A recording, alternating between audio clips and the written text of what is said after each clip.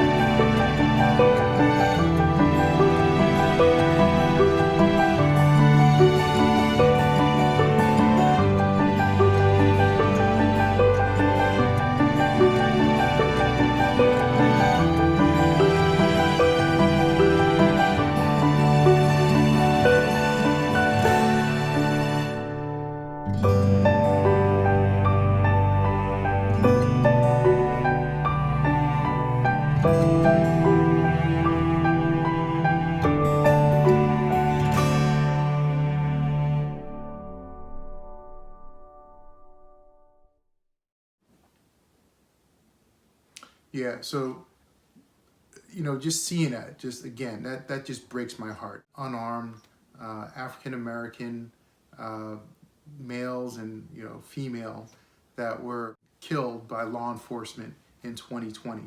So what I'd like to do today is just kind of talk about, what can we do as citizens to change that?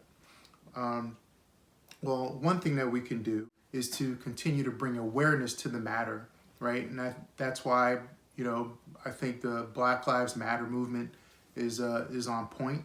As long as they're, protesting peacefully, I think we need to continue doing that. So another thing that I think we should do is, make sure folks in the community know their rights and know what to do, right? So that we can live to see another day. If you are unarmed and you were shot or killed by police, again, that is wrong. I think that there's something wrong with the officer themselves or the policy. I don't blame the police officer as much as I blame the actual tactics and policies that the police are trained on. Now, there are definitely some bad police officers out there. I feel that most law enforcement officers, they have good intentions.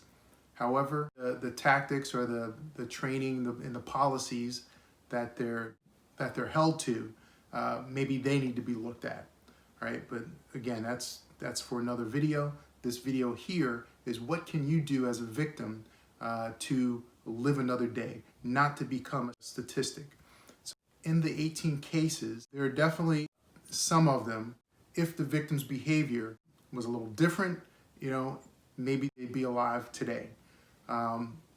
You never know. Now, by all means, I am no way, shape, or form condoning this type of behavior. What I'm going to do is I'd like to go over things to do and things not to do. Any law enforcement officer, all he wants to do is do his duties as a law enforcement officer and go home at night to his family. When a police officer accosts you or shows any type of force to stop or detain you, you gotta comply. You don't have to, answer questions, except there are states that state that you do need to state your name and your address and show them some type of ID if you have it on.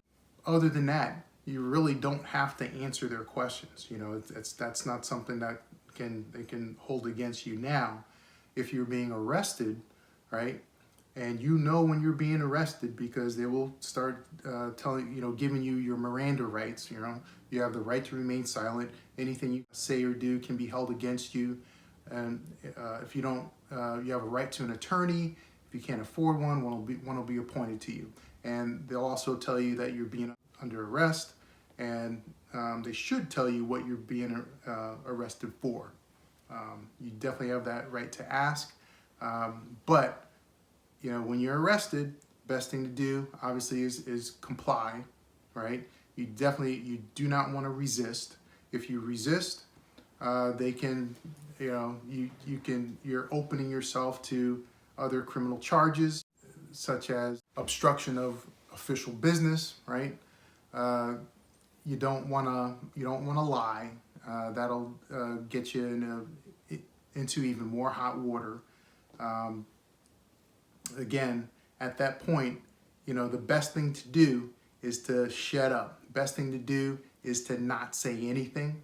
They even tell you, you have the right to remain silent. Exercise that right to remain silent.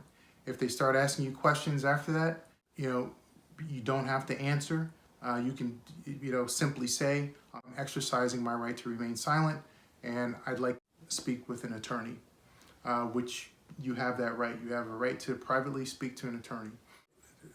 I want to talk about that 3 to 5 minute time frame, or even less, of, you know, when you're actually getting arrested before they.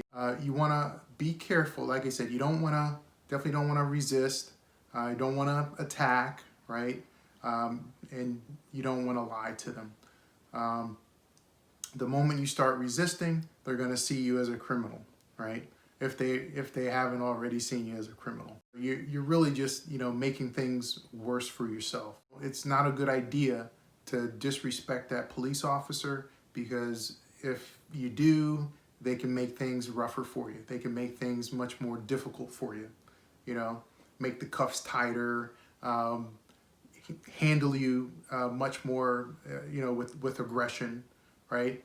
So you don't want to resist. You want to comply. Also, I didn't mention this earlier.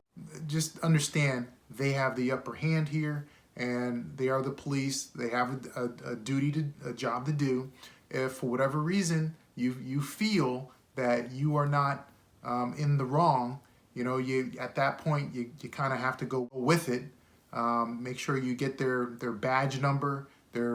Every police officer, except for the plainclothes ones, but every police officer is supposed to be wearing their you know, they have their badge and usually their name on their uniform. So make sure you pay attention to that. And so if you need to report it later, especially the badge number.